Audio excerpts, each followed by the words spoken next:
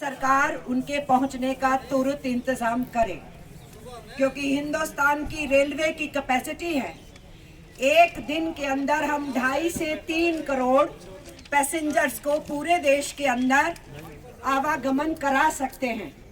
तो फिर पिछले 20 दिन के अंदर केवल 20 लाख क्यों गए? 20 दिन का मतलब था कि हिंदुस्तान के 25 करोड़ लोगों की आवागमन कराई जा सकती थी। पर ये कौन सी साजिश है या सोच है कि मजदूरों को इस तरीके से बर्बादी से जगह जगह के ऊपर कहीं उनकी आत्महत्याएं हो रही हैं, कहीं महिलाएं सड़क के ऊपर बच्चों को जन रही हैं, कहीं पर माँ बाप मर रहे हैं, बच्चे छूट गए हैं, कहीं रेलवे ट्रैक्स के ऊपर उनकी एक्सीडेंट्स में मौत हो रही है, कहीं वाहनों की टक्कर हो रही है उसमें वो मर रहे हैं। ये जो सूरत हाल है ये रुकनी चाहिए। हिंदुस्तान में करोड़ों मजदूर परेशान हो गए। दूसरी मांग जो हमने रखी वो ये रखी है कि जो लॉकडाउन का पीरियड है, 20 मार्च के बाद ज्यादातर मालिकों ने पगार नहीं दी, तनख्वाह नहीं दी। तो अगर छोटे मालिक तनख्वाह नहीं दे सकते थे तो केंद्र की सरकार को किसने रोका था? जो 20 लाख करोड़ का बड़ा ड्रामा किया जा रहा है उसमें हमारे देश के करोड़ों करोड़ मजदूर जो रोजगारी से दूर हो गए, भूखमरी के कगार पे आ गए, हाथ में पैसा नहीं है, राशन ठीक से पहुंचा नहीं है। ऐसी स्थिति के अंदर सरकार ने एक सर्कुलर निकाला था कि हर एक को तनख्वाह देनी पड़ेगी लॉकडाउन पीरियड की, लेकिन सरकार ने अपना ही वो सर्कुलर वापस ले लिया।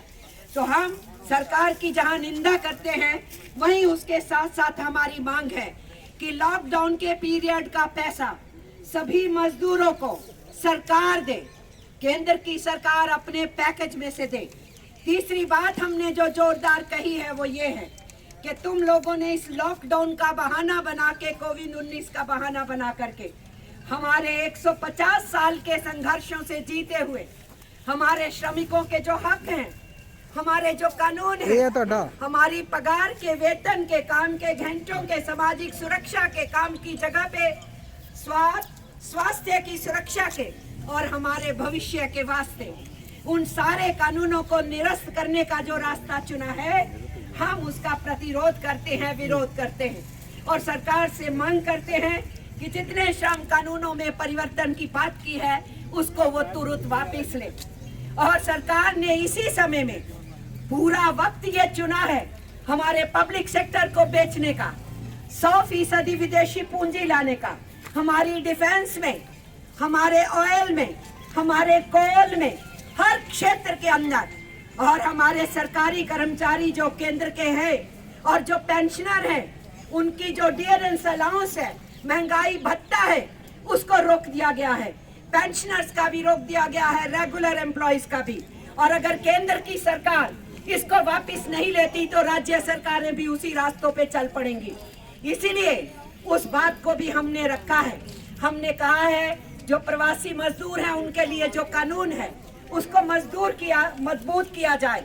ये सारी मांगे हमने रखी हैं। मैं इन मांगों को इसलिए दोहराया, आप लोग तख्तियां गत्ते लेकर के उन्हीं मांगों को लिखा हुआ है उसको लेकर के आज आप प्रदर्शन में आए हैं। मैंने उन्हीं बातों को दोहराया है, लेकिन इसके साथ साथ मैं आपको बताना चाहती हूँ ये इल्जाम भी है हमारा। इल्जाम ये है कि दिसंबर, जनवरी, फरवरी ये 3 महीने सरकार ने वेस्ट किए, देश के अंदर कोरोना की इस महामारी के बारे में चिंता नहीं की। मार्च के महीने में पार्लियामेंट चलती रही, सरकार ने चिंता नहीं की, सरकारों को बनाने और गिराने में लगे रहे और ट्रंप के स्वागत में लगे रहे।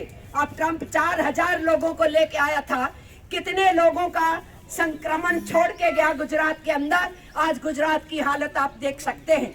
और अचानक जो लॉकडाउन किया, उस लॉकडाउन में 4 घंटे भी नहीं दिए। अगर शुरू में 6 दिन दे दिए होते तो जो तस्वीरें आज हमारे मेहनत कशों की सड़कों पे देखने को मिल रही है वो नहीं मिलती। लोग अपने अपने घर में होते, सुरक्षित होते। लेकिन आज हमारे मजदूर जिनका कोई कसूर नहीं है, जो कहीं से कोरोना लाए नहीं है, कोरोना विदेशों से आया है, लेकिन आज हमारे देश का श्रमिक पिस जाएगा और उनके ऊपर ठीकरा फोड़ा जाएगा। जैसे तबलीगियों का नाम लेके मुसलमानों पे ठीकरा फोड़ने की कोशिश की गई थी, ऐसे ही अब हमारे मजदूरों पे ठीकरा फोड़ा जाएगा कि ये फिजिकल डिस्टेंसिंग नहीं करते हैं। तो ये कसूर किसका है? जगह जगह के ऊपर रजिस्ट्रेशन के नाम के ऊपर भीड़ लगा रखी है, पूरा तमाशा बना रखा है। बसें नहीं दी जा रही हैं, रेलवेज नहीं चलाई जा रही है, ये सब कुछ किया जा रहा है।